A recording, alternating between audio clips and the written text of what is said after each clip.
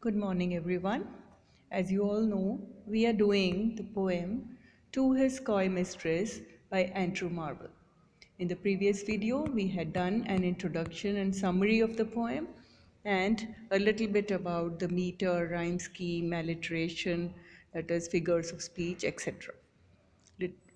In this video, we would be doing an analysis of the poem.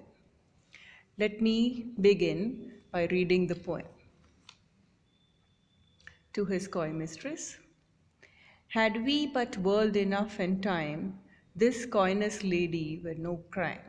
We would sit down and think which way to walk and pass our long love's day. Thou by the Indian Ganges side shouldest rubies find. I by the tide of Humber would complain. I would love you 10 years before the flood, and you should, if you please, refuse till the conversion of the Jews. My vegetable love should grow vaster than empires and more slow, and 100 years should go to praise thine eyes, and on thy forehead gaze, 200 to adore each breast, but 30,000 to the rest, an age at least to every part, and the last should show your heart. For lady, you deserve this state, nor would I love at lower rate. But at my back I always hear Time's winged chariot hurrying near, and yonder all before us lie, deserts of vast eternity. Thy beauty shall no more be found, nor in thy marble vault shall sound my echoing song. Then worms shall try that long preserved virginity, and your quaint honor turn to dust, and into ashes all my lust. The grave's a fine and private place, but none, I think, do there embrace. Now, therefore, while the youthful hue sits on thy skin like morning dew, and while thy willing soul transpires at every pore with instant fires, now let us sport us while we may, and now, like amorous birds of prey, rather at once our time devour than languish in his slow chapped power. Let us roll all our strength and all our sweetness up into one ball, and tear our pleasures with rough strife thorough the iron gates of life. Thus, though we cannot make our sun stand still, yet we will make him run.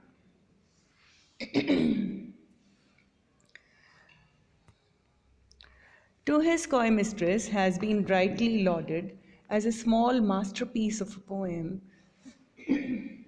primarily because it packs so much into a relatively small space. It manages to carry along on simple rhyming couplets the complex passions of a male speaker hungry for sexual liaison with a lady before all devouring time swallows them up. The argument begins with an appeal to the coy mistress based on the idea that if time and space were limitless, they could spend their days in leisure, she by the exotic Ganges River, for instance, he by the ebb and flow of the Humber. The speaker's ironic tone even allows for love of a lady, a decade before the Old Testament flood, and she could say no to his advances up to the time when the Jews convert to Christianity, which would never happen, of course, as we all know.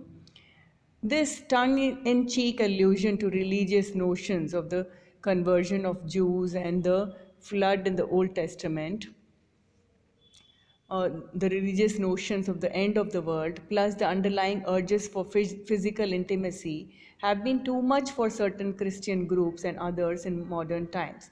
They would like the poem to be banned from being taught in school, claiming that it would negatively influence their children and that it condones predatory male behavior.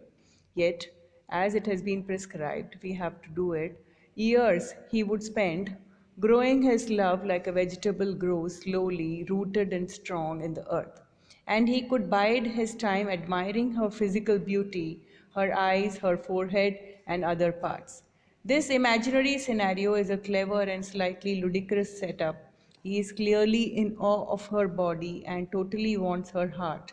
But because she refuses to comply, he introduces this idea of a timeless, boundless love. Time becomes a metaphor for love, but is little more than a limitless resource. In the lines 21 through 32, all of the previous means nothing because the reality is that the clock is ticking louder and louder. Time is flying, and then one day you find 10 years have got behind you. No one told you when to run, you missed the starting gun.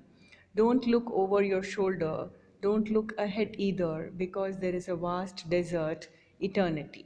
The speaker's tone starts to alter, becoming more serious. The future isn't that bright. Her beauty will be lost in the sands of time. Even worse, when she is dead and buried, only the worms will experience what he presently longs for. What a challenging image. And there are some who think quaint honor is an obscure reference to the female body. He too will perish, consumed by his own passion, nothing but a pile of ash.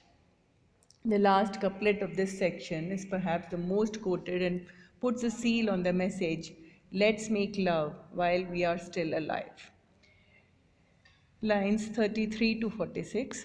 The final part of this poem concentrates on the rational summing up of what has gone before.